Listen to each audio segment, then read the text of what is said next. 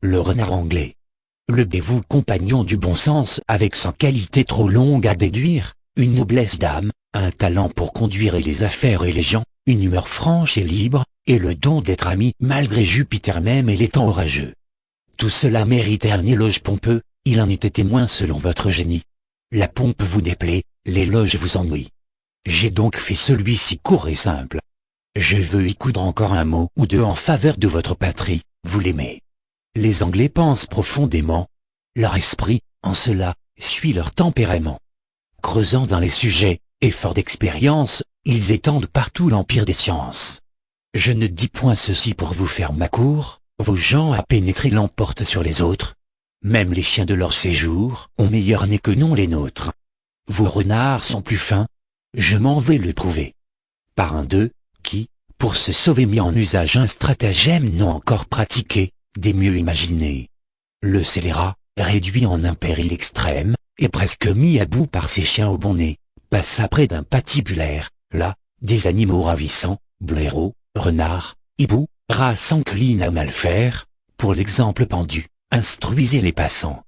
Leurs confrères, aux abois, entre ces morts s'arrangent. Je crois voir Hannibal qui, pressé des Romains met leur chef en défaut, ou leur donne le change, et c'est, envieux renards, s'échapper de leurs mains.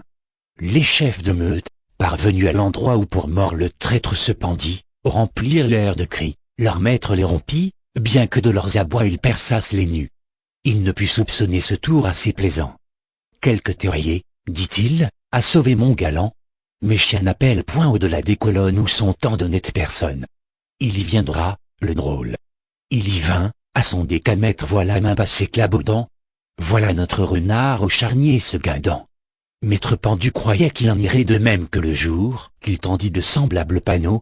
Mais le pauvre est, ce coup, il est sassé aux os. Tant il est vrai qu'il faut changer de stratagème. Le chasseur, pour trouver sa propre sûreté, n'aurait pas cependant un tel tour inventé, non point par peu d'esprit, est-il quelqu'un qui nie que tout Anglais n'en ait bonne provision? Mais le peu d'amour pour la vie leur nuit en mainte occasion. Je reviens à vous, non pour dire d'autres traits sur votre sujet. Tout langue éloge est un projet peu favorable pour ma lyre. Peu de nos chants, peu de nos vers, par un encens flatteur amusent l'univers, et se font écouter des nations étranges.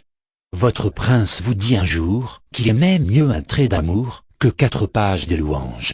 Agréez seulement le don que je vous fais des derniers efforts de ma muse. C'est peu de choses, elle est confuse de ces ouvrages imparfaits.